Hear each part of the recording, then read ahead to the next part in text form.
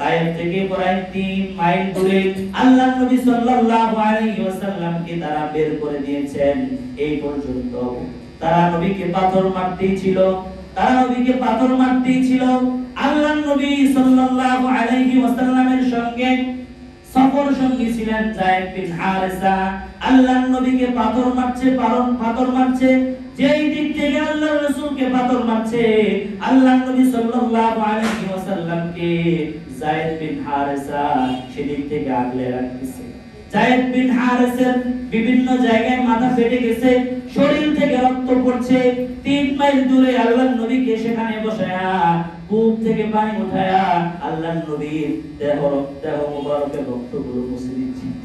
সেই সময় আল্লাহ তাআলা সেই তায়েফ শহরের 2 পাহাড়ের হামলাতুল জিবাল 2 পাহাড়ের ফেরেশতাদেরকে পাঠিয়ে দিয়েছে। আল্লাহু আকবার।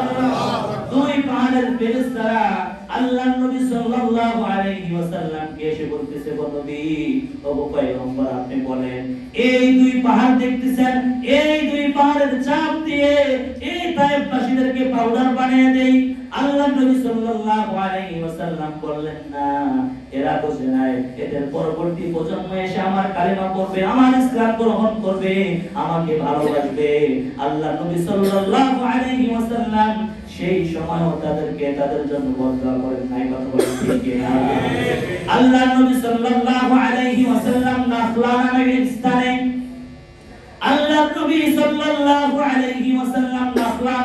স্থানে কয়েকদিন অবস্থান করলেন। সেখানে আল্লাহর নবী সাল্লাল্লাহু আলাইহি ওয়াসাল্লামকে আল্লাহ তাআলা সান্ত্বনা দিচ্ছেন, ও নবী, মানুষ যেহেতু আপনাকে গ্রহণ করে নাই, মানুষ আপনাকে ভালোবাসা দেয় নাই, তাতে কি হয়েছে? আল্লাহর নবী সাল্লাল্লাহু আলাইহি ওয়াসাল্লামের কাছে 2 দল জিন এসে কালেমা পড়ে মুসলমান হয়ে গিয়েছে। আর জোরে বলেন না সুবহানাল্লাহ। 2 দল জিন এসে আল্লাহ রাসূলের কাছে কালেমা পড়ে মুসলমান হয়ে গিয়েছে। আর সেই সময় সূরাতুল জিন নাযিল হয়ে গেছে। কুল উহিয়া ইলাইয়া আন্নাহু ইসতামা'a নাফারun মিনাল জিন্নি ফাকালু ইন্না সামি'না কুরআনান আজাবা। আল্লাহু আকবার। হে নবী, আপনি বলেন, আমার প্রতি ওহী করা হয়েছে, আর একদল জিন সেগুলো শুনছে আর বলছে, ক্বালু ইন্না সামি'না কুরআনান আজাবা, এটা কি বিস্ময় কোরআন, কি শুনলাম। আল্লাহু আকবার। ইয়াহদি ইলাল রুশদি ফাআমান্না বিহি ওয়া লান নুশরিকা বিরাব্বিনা আহাদা। আল্লাহু আকবার।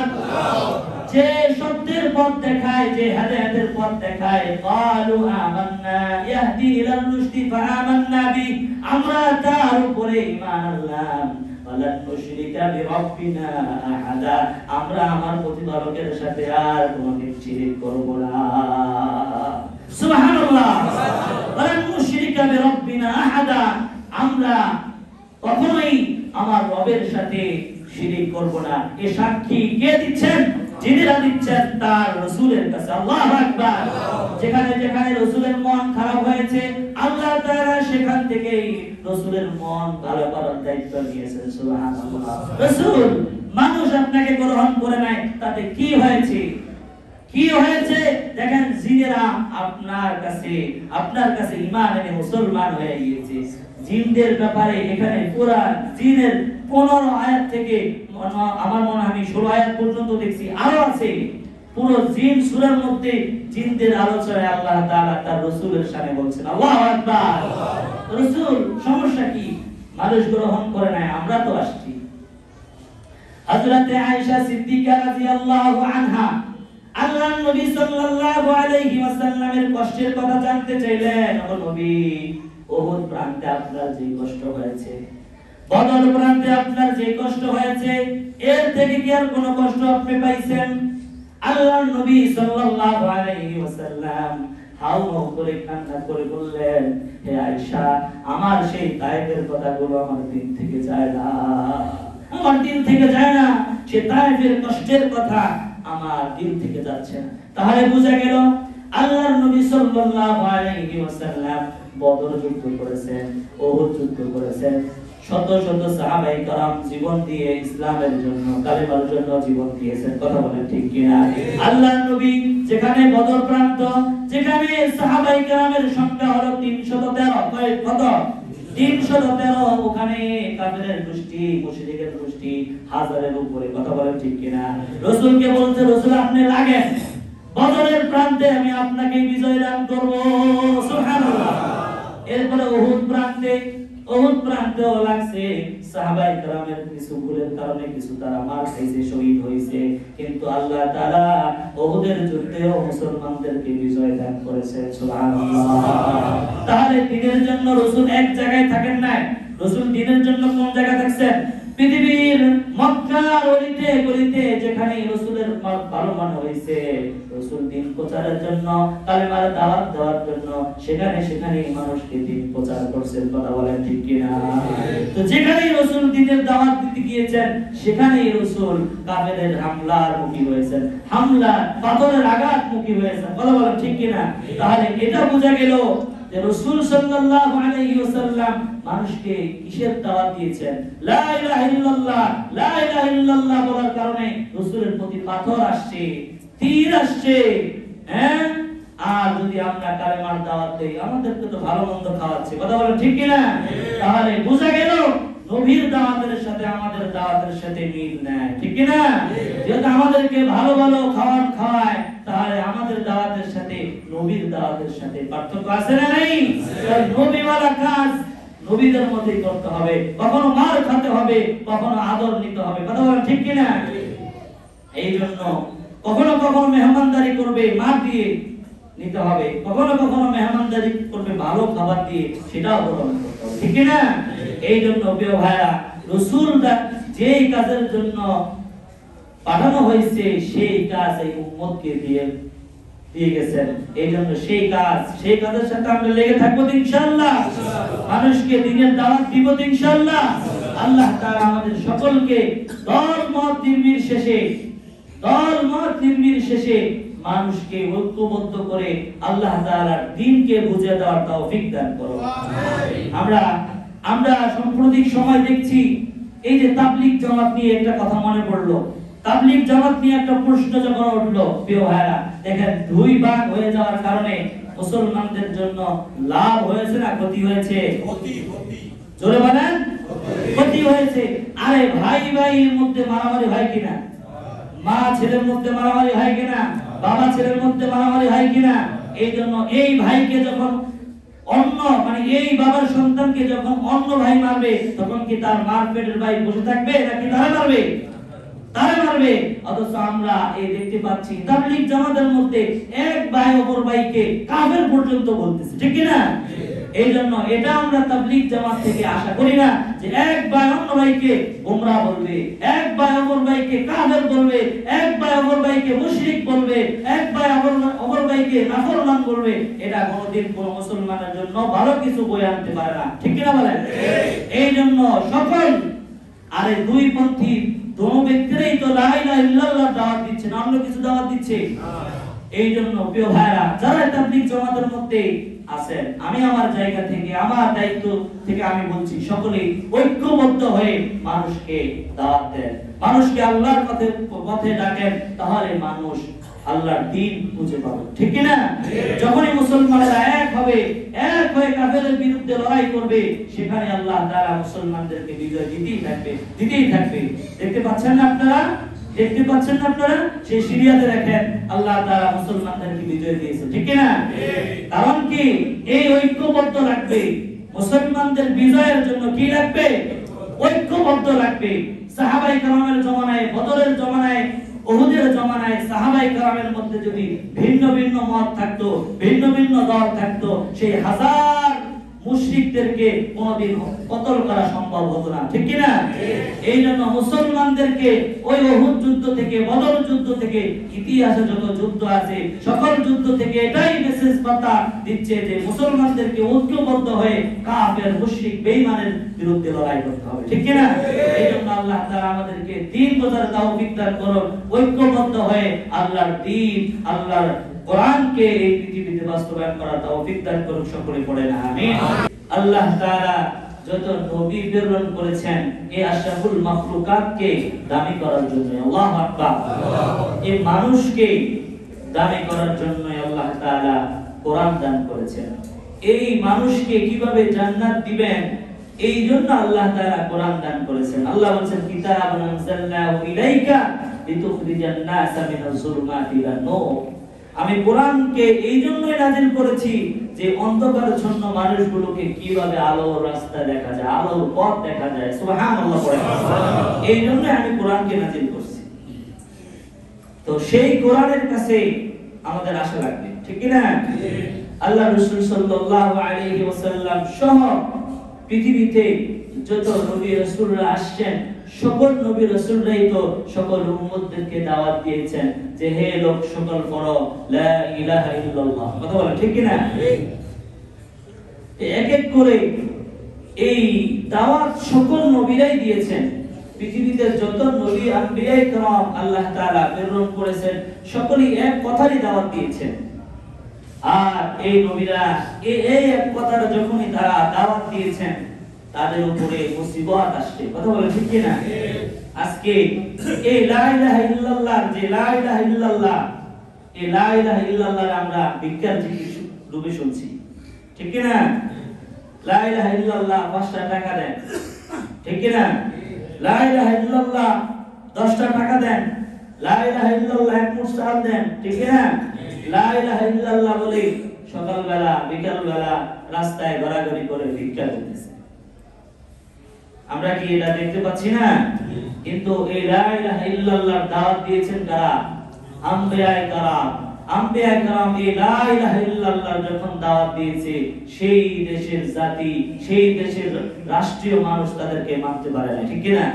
আল্লাহ নবী সাল্লাল্লাহু আলাইহি ওয়াসাল্লাম যখন এই লা ইলাহা ইল্লাল্লাহর দাওয়াত দিয়েছেন সেই সময় আবু জেহেল আল্লাহ নবী সাল্লাল্লাহু আলাইহি ওয়াসাল্লামকে মানতে পারে না, ঠিক কি না? হযরতে মুসা আলাইহিস সালাতু ওয়াস সালাম যখন এই লা ইলাহা ইল্লাল্লাহর দাওয়াত দিয়েছেন তখন এই ফেরাউন ন্যায় হযরতে মুসা আলাইহিস সালাতু ওয়াস সালামকে সহ্য করতে পারেন না।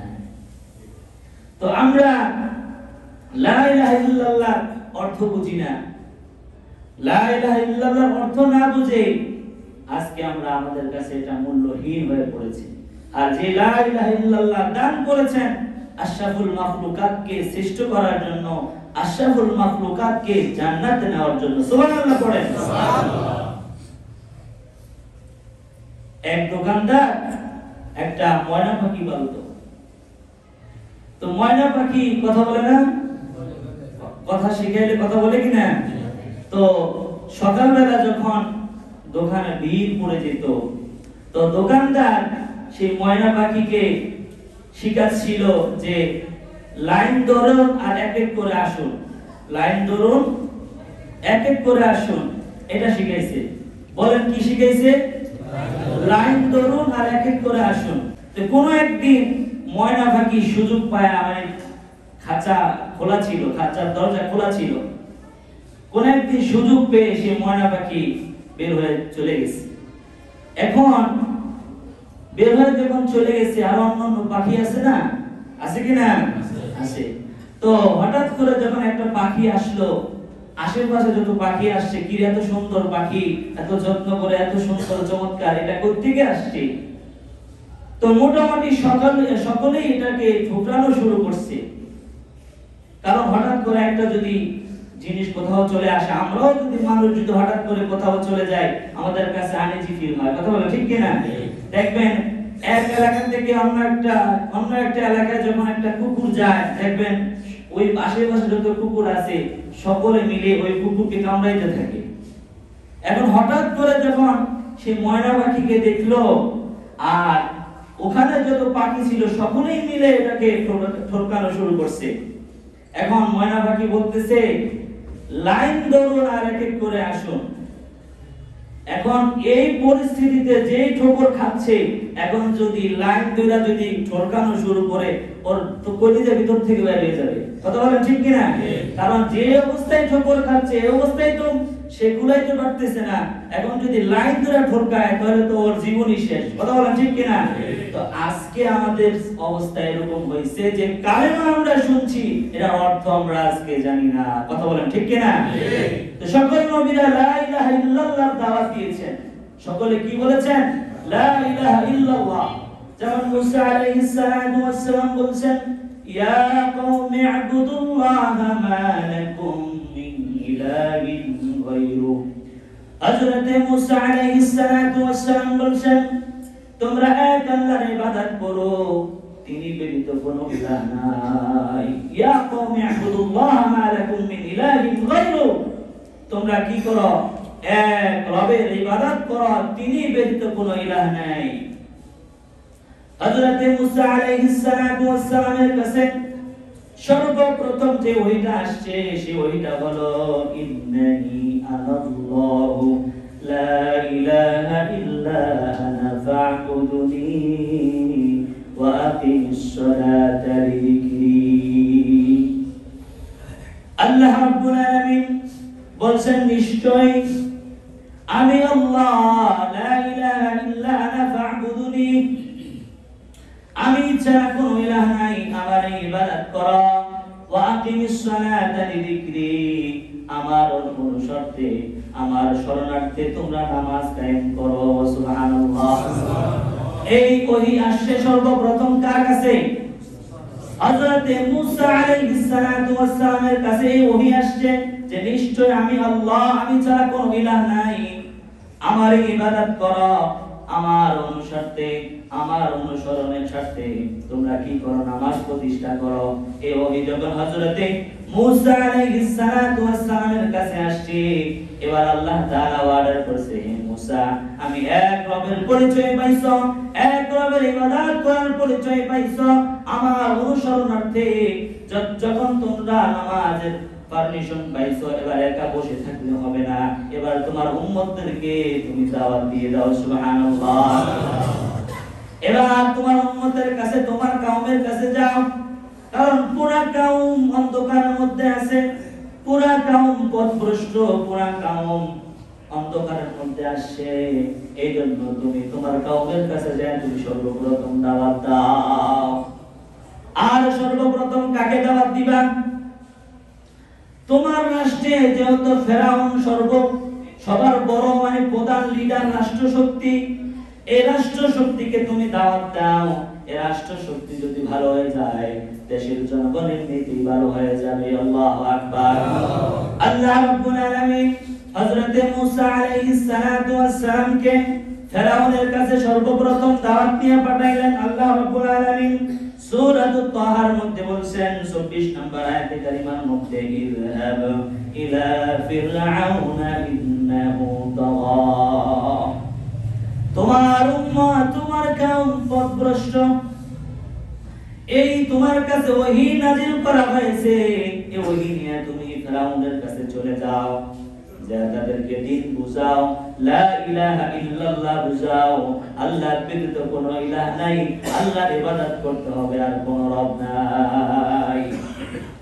হযরত মুসা আলাইহিস সালাতু ওয়াস সালাম যখন ফিরআউনের কাছে দাওয়াত নিয়ে গেলেন, ফিরআউন বলল, মা আলিমতু লাকুম মিন ইলাহিন গায়রু, আমি ব্যতীত তোমাদের আরো কোনো ইলাহ আছে বলে আমার তো জানা নাই।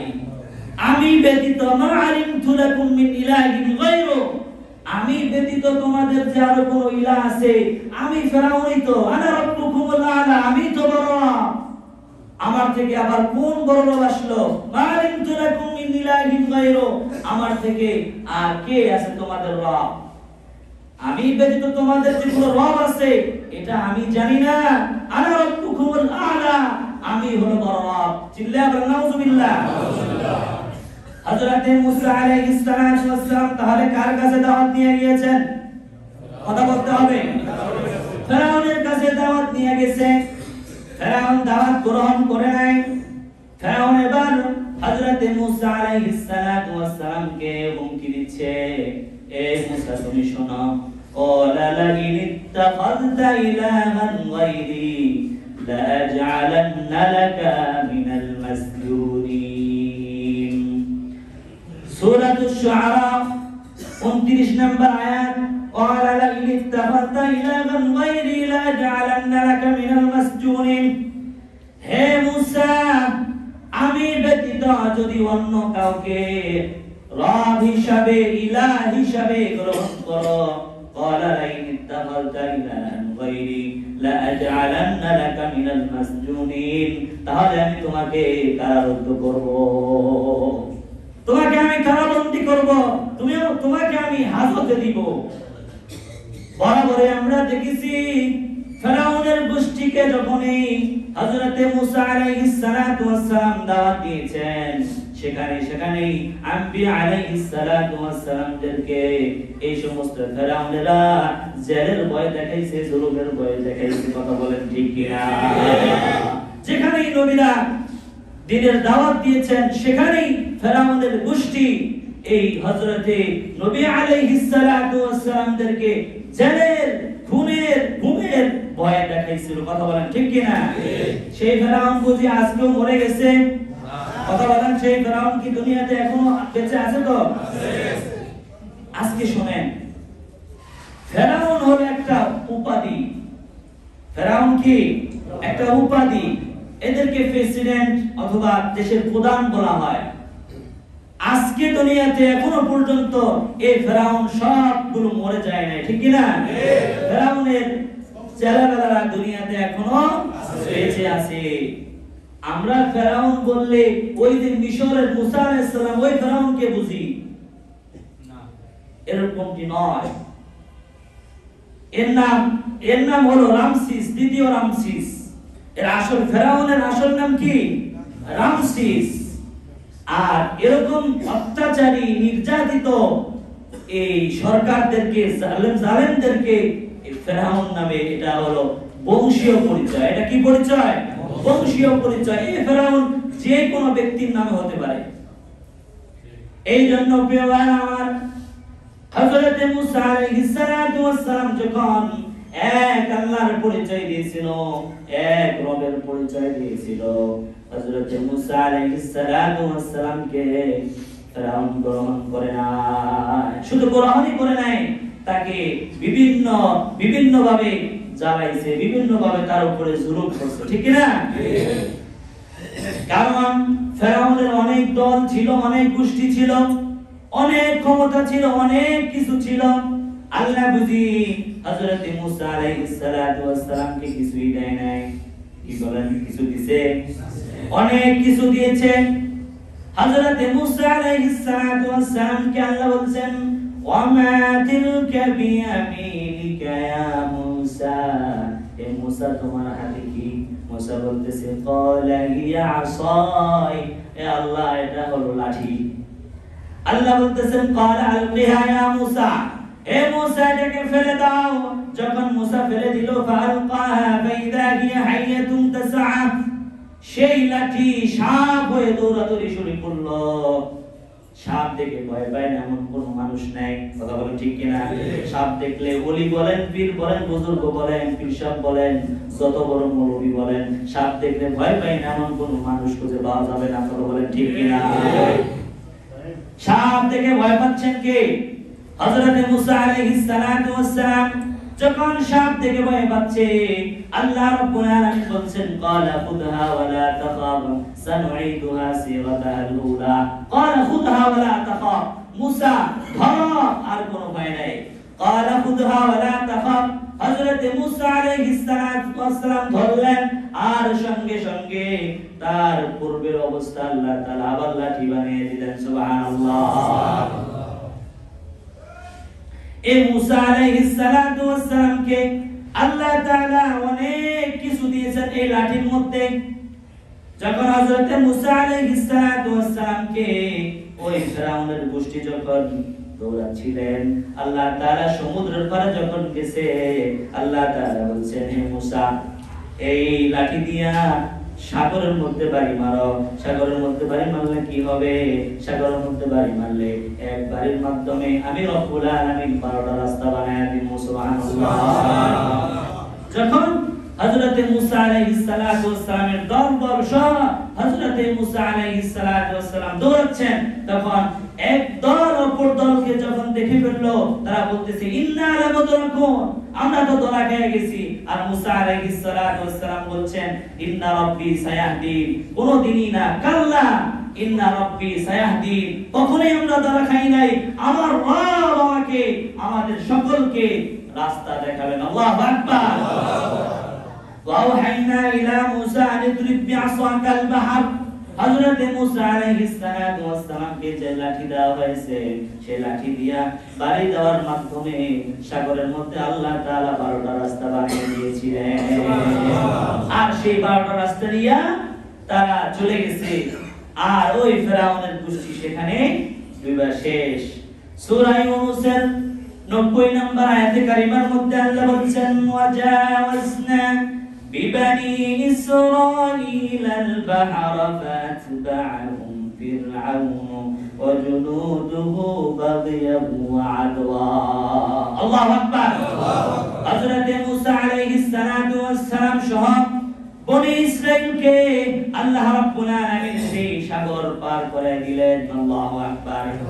আর ফেরাউন সহ ফেরাউনের সৈন্যদল যখন তাদেরকে বাড়াবাড়ি করে সীমা লঙ্ঘন করে যখন তাদের পিছু লাগলো, হাত্তা ইদা আদরাকাহুল গরক, আল্লাহ তাআলা তাদেরকে সেই সাগরের মধ্যে ডুবাচ্ছেন। ফেরাউন একবার হাত্তা ইদা আদরাকাহুল গরক, একবার সাগরের উপরে যাচ্ছে, আরেকবার সাগরের নিচে যাচ্ছে। হাত্তা ইদা আদরাকাহুল গরক, যখন তার গড়গড়ি শুরু হয়ে গেছে, হাত্তা ইদা আদরাকাহুল গরক, যখন তার মৃত্যু খুব কাছাকাছি চলে আসছে, তখন বলতেছে ক্বালা আমানতু আন্নাহু লা ইলাহা ইল্লা আনা ফা'বুদুনি, ক্বালা আমানতু আন্নাহু লা ইলাহা ইল্লা আল্লাযী আমানাত বিহি বানু ইসরাঈল ওয়া আনা মিনাল মুফসিদিন, আমি ঈমান আনলাম সে আল্লাহর প্রতি, তিনি ব্যতীত কোনো ইলাহ নাই। আমি ঈমান আনলাম সেই রবের প্রতি যেই বনি ইসরাইল তার প্রতি ঈমান আনছে। কখন?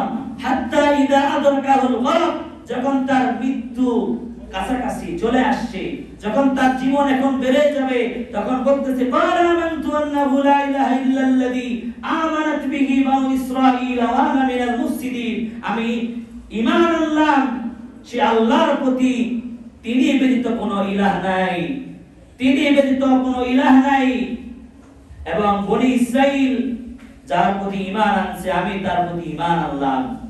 ওয়া আনা মিনাল মুসলিমিন, আমি মুসলমান। আমি কি? আমি মুসলমান। কখন? যখন জীবন বের হয়ে যাচ্ছে, যখন জীবন বের হয়ে যাচ্ছে, আমানতু আন্নাহু লা ইলাহা, আমি ঈমান আনলাম সে রবের প্রতি। একটা কথা মনে রাখতে হবে প্রিয় ভাইরা, মানুষের যখন মরণ খুব কাছাকাছি, জীবন বের হয়ে যাবে, গড়গড়ি শুরু হয়ে গিয়েছে, ওই মুহূর্তে যদি কোনো ব্যক্তি ঈমান আনে, তাওবা করে, ওই সময় আর তার তাওবা কবুল করা হবে না, তখন আর সেই মুসলমান হলে কোনো কাজে আসবে না। তখন ফেরাউন বলছে ডুবে যেতেছে, অথচ সেই ফেরাউন সেই সাগরের মধ্যে নামলে তার কোমর ভিজতো না।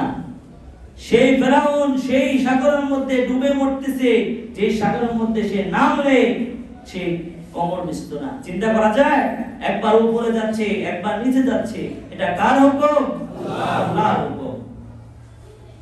আল্লাহ বলতেছেন আলআনা ক্বাদ আসাইতা ক্বাবলু ওয়া কুনতা মিনাল মুফসিদিন, এখন ঈমান আনতেছো, এখন ঈমান আনতেছো, এখন ঈমানে কোনো লাভ নেই, তুমি তো ফাসাদকারীদের অন্তর্ভুক্ত ছিলা। আলআনা, এখন ঈমান আনতেছো, তুমি তো ফাসাদকারীদের অন্তর্ভুক্ত ছিলে। ফাসাদকারীকে আল্লাহ তাআলা ভালোবাসেন না। তাহলে মরণ যখন চলে আসবে তখন ঈমান এনে লাভ নাই, তখন তাওবা করে আর লাভ নাই। এই জন্য প্রিয় ভাইরা, কোন ব্যক্তির যখন মরণ অবস্থায় জীবন চলে যাচ্ছে, রূহ বের হয়ে যাচ্ছে, ওই সময় ওরকম তালকিন করা নিষেধ আছে। কারণ যদি সেই মুহূর্তেও সে যদি কালেমাকে অস্বীকার করে, এই জন্য তার কানের কাছে যে আস্তে আস্তে বলা লা ইলাহা, বা মানুষ থাকলে আস্তে আস্তে বলা, যদি সে বলার মাধ্যমে সেই যার প্রাণ চলে যাইতেছে সে যদি পড়ে, তাহলে তার জন্য ভালো, সুন্দর কপাল, সুন্দর নসিব। এই জন্য প্রিয় ভাইরা আমার, জীবন চলে যাওয়ার আগে মুসলমান হওয়া লাগবে। হযরত ইব্রাহিম আলাইহিস সালাতু ওয়াস সালাম কে যখন বলছেন ইব্রাহিম মুসলমান হয়ে যাও, তখন ইব্রাহিম বলছেন আল্লাহ আমি এখন মুসলমান হয়ে গেলাম। আল্লাহু আকবার। তাহলে মুসলমান হওয়া লাগবে কখন? মুসলমান মরণের আগে হইবেন না পরে হইবেন?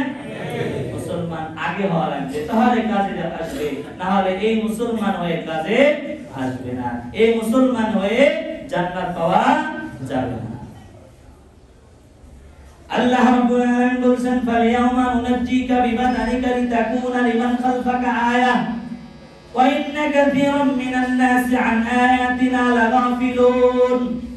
আল্লাহ রাব্বুল আলামিন বলেন আমি চাইছিলাম তোমার দেহটারে সংরক্ষণ করে সারা দুনিয়ার মানুষের জন্য নিদর্শন বানায় রাখবো। রাখছে কিনা? রাখছে কিনা? ফালিয়াউমা নুনাজ্জিকা বিবাদানিকা লিতাকুনা লিমান খালফাকা আয়াহ ওয়া ইন্না কাসীরাম মিনান নাসি আন আয়াতিনা লাগাফিলুন। আমি ইচ্ছা করছি তোমার দেহকে, তোমার ফিটনেসকে আমি কিয়ামত পর্যন্ত আমার সমস্ত মানুষের জন্য আমি রেখে দিব, আর এই মানুষগুলো এই নিদর্শনের ব্যাপারে তারা গাফিল। ওয়া ইন্না কাসীরাম মিনান নাস আন আয়াতিনা লাগাফিলুন। পৃথিবীর অধিকাংশ মানুষ এই সমস্ত নিদর্শন থেকে গাফিল। এই কথা কে বলেছেন? আল্লাহ। আর কে বলেছেন? আল্লাহ।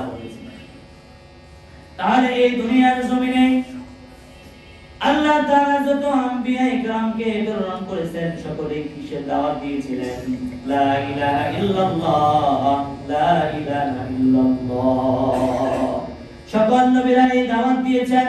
আল্লাহর নবী সাল্লাল্লাহু আলাইহি ওয়াসাল্লাম দাওয়াত দিয়েছেন মক্কাবাসীকে। মক্কাবাসীকে আল্লাহর রাসূল লা ইলাহা ইল্লাল্লাহর অর্থ বুঝাইতে যখন একটু তারা গ্রহণ করলো না, আল্লাহ নবী সাল্লাল্লাহু আলাইহি ওয়াসাল্লাম যখন লা ইলাহা ইল্লাল্লাহ দাওয়াত দিয়েছেন মক্কাবাসী গ্রহণ করে নাই। আল্লাহর নবী বলছেন যদি মক্কাবাসী গ্রহণ করে নাই তাহলে আমি তায়েফের জমিনে যাই। আল্লাহর নবী সাল্লাল্লাহু আলাইহি ওয়াসাল্লাম মনে করছেন মক্কাবাসী গ্রহণ করে নাই, তাদের সমস্যা নাই, আমি তায়েফ শহরে গিয়ে এই কালেমার দাওয়াত দিব। আল্লাহ নবী সাল্লাল্লাহু আলাইহি ওয়াসাল্লাম যখন তায়েফ শহরে চলে গেছেন, সেখানকার কাফেররাও আল্লাহ নবী সাল্লাল্লাহু আলাইহি ওয়াসাল্লামকে মানে নাই। তায়েফ শহরটা মক্কা থেকে প্রায় 120 কিলোমিটার দূরে, 6000 ফিট উপরে। সৌদি গভর্নমেন্ট চমৎকার করে পাথরগুলো কেটে, পাথরের পাহাড়গুলো কেটে চমৎকার করে রাস্তা তৈরি করেছেন। একটু চিন্তা করেছেন আল্লাহর নবী সাল্লাল্লাহু আলাইহি ওয়াসাল্লামের জামানায় যখন কোনো যানবাহন ছিল না, কোনো ভালো ব্যবস্থা ছিল না, সেই 6000 ফিটের উপরে উঠে মানুষকে কালেমার দাওয়াত দিয়েছিলেন। কথা বলেন ঠিক কিনা? তাহলে এই কালেমার দাওয়াত দেওয়া জরুরি নাকি অজরুরি? এই জন্য আল্লাহর নবী এই 6000 ফিট, কি বলেন আসিফ সাহেবরা বলেন ঠিক কিনা, 6000 ফিটের উপরে ওঠা সহজ না কঠিন? এই সময় কোনো ভালো ব্যবস্থা ছিল না, ভালো রাস্তা ছিল না, ভালো কিছুই ছিল না। আল্লাহর নবী সাল্লাল্লাহু আলাইহি ওয়াসাল্লাম সেখানে উঠে জাহান্নামী মানুষগুলোকে জান্নাতি করার জন্য সেখানে উঠেছিলেন। কথা বলেন ঠিক কিনা? আল্লাহর নবী সাল্লাল্লাহু আলাইহি ওয়াসাল্লামকে তারাও মানে নাই। আল্লাহর নবী খেয়ে না খেয়ে মক্কা থেকে যখন তাদেরকে দাওয়াত দিতে গিয়েছিলেন তারাও গ্রহণ